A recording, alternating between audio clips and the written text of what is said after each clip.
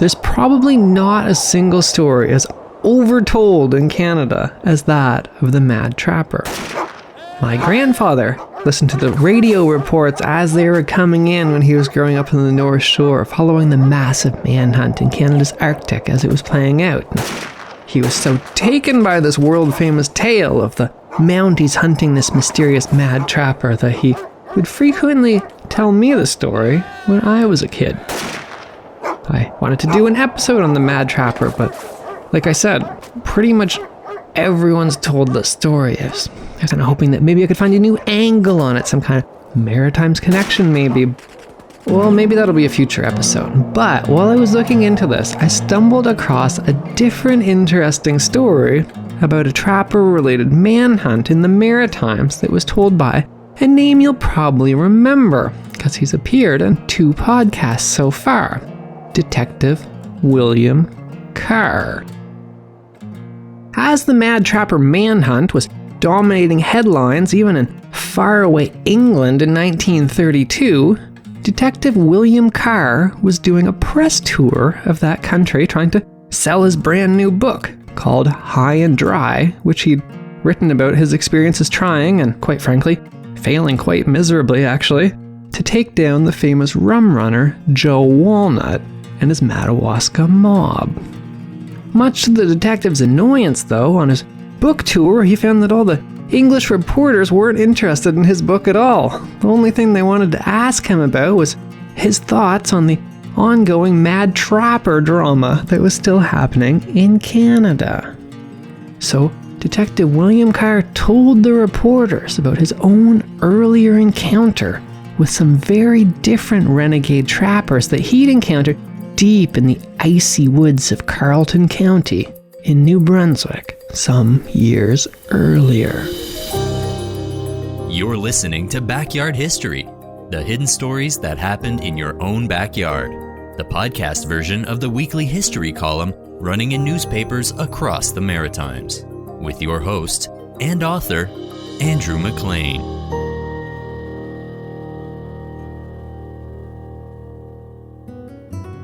Detective Carr had first met the trapper he simply called Lee while borrowing his horse while working on an earlier case pursuing some rum runners. It was the winter of 1920, and the detective was not actually supposed to be working when he got drawn into this trapper hunt. All he had wanted to do was to learn how to go ice fishing. He was on good terms with Lee after borrowing his horse to get into that rum runner chase, and he knew that Lee was going to be headed off deep into the woods of Carleton County to check his trap lines, and he basically just invited himself along in order to get the trapper to teach him how to go ice fishing. Detective William Carr said that Lee was a typical backwoods man, tall and slim he was, and lithe like a panther. He didn't walk like we walk, he simply glided along. When the wind was still and the air literally dead, in the silence of those mighty woods, that of a tomb, he could float along the trails without making the slightest sound. the two of them set off well before daylight broke. 2 hours passed without a word. I was too tired to talk and was satisfied to keep plodding along, trying to keep up to the tireless pace he set. They found that all of Lee's traps were empty. As he reached for yet another empty snare, Lee swore and he demanded the car, "Look here!" I looked, but saw nothing to justify the oath. You city fellows are plumb dumb. I mean blind. They could rob the eyes right out of your head and you'd never know it. See these hairs stuck to the jaws of the trap? These black hairs are off a fisher cat. Some thief has robbed my trap line. They were baffled at having such an issue, considering they were so far away out in the backwoods. They were miles and miles away from the nearest house. But there wasn't really much they could do about it. A recent heavy snow had covered up any signs that humans may have actually been there recently. And so they moved on. Detective Carr got the ice fishing demonstration that he was promised. At a lake, Lee showed the detective how to cut a hole in the ice, and then he baited a hook with bacon. Almost instantly, Lee pulled out a sizable trout. To say it astounded me is to state it mildly. Detective Carr inquired if the lake was teeming with fish. Don't kid yourself. I've heard dozens say there are no fish in the lake. Fish have their habits like everything else.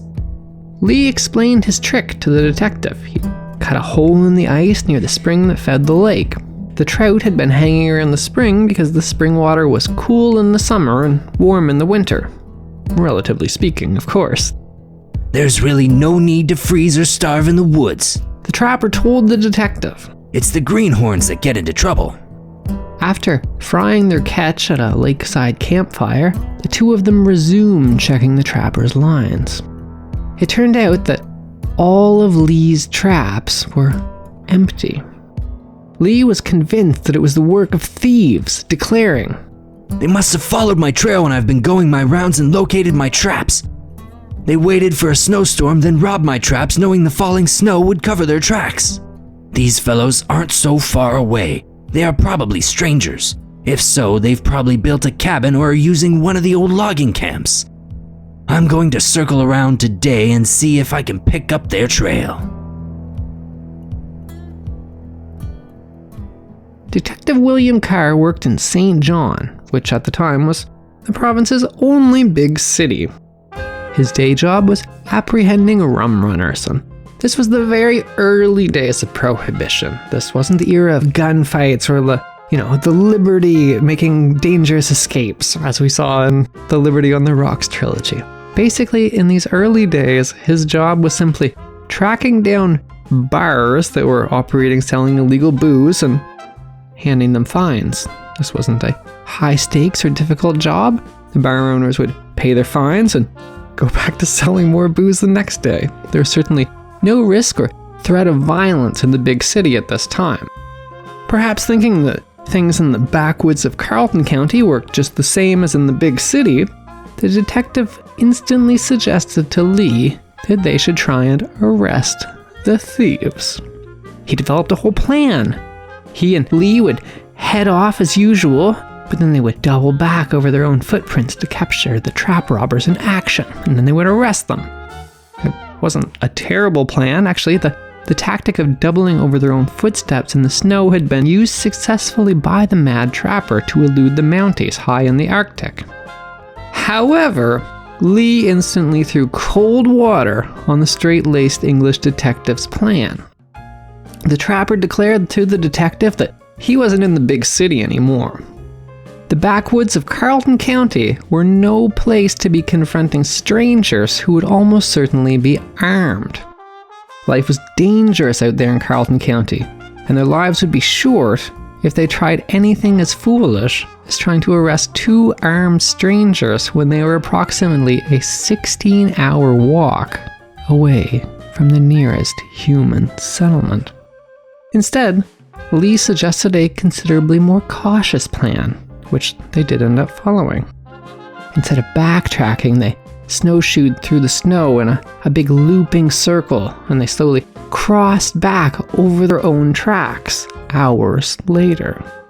Sure enough, when they crossed their own tracks hours later, the footprints in the snow that they saw showed their own footprints that from the way they'd passed a couple hours earlier, and two other sets of footprints.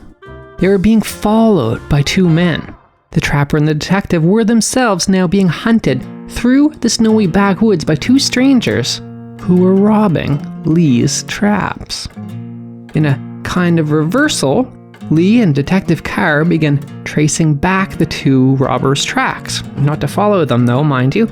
They definitely didn't want a confrontation in the deep woods, miles from civilization. Instead, they followed the strangers' tracks back to where they came from, and they discovered the trap thieves had been hiding out in an old logging camp. They opened the door and went inside. There, Detective Carr found Nice catch of fur hung up on the walls and tied up in bundles ready for packing out.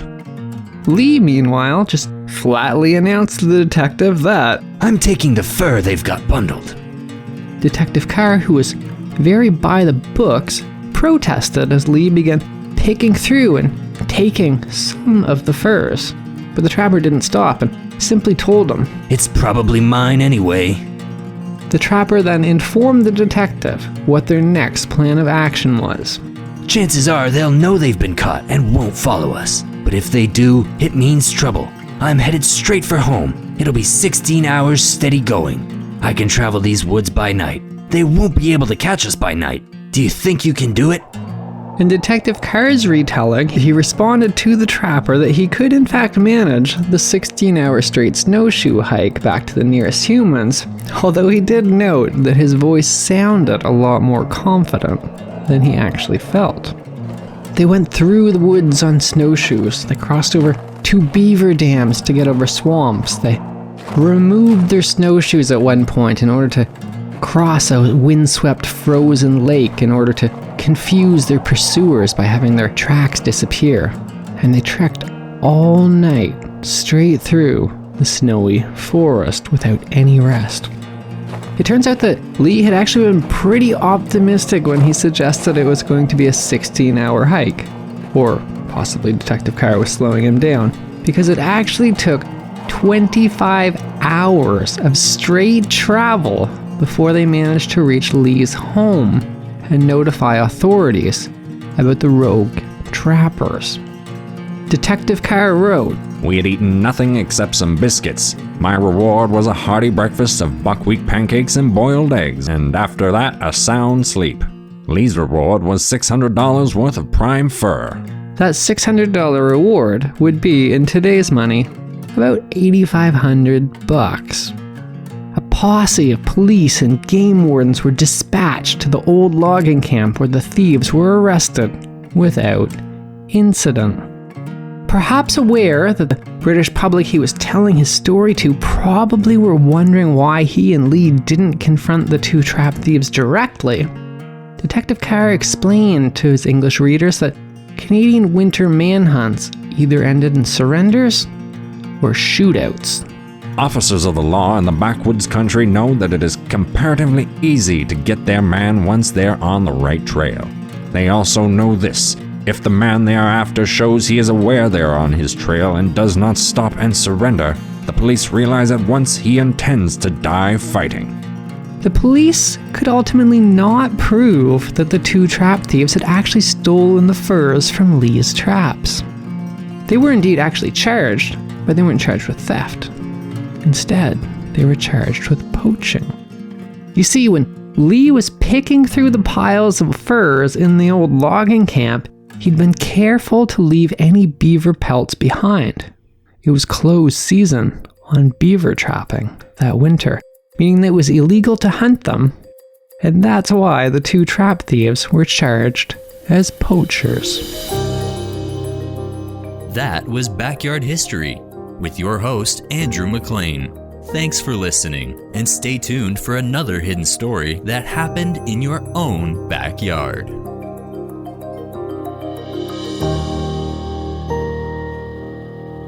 Produced by Jordan Lozier.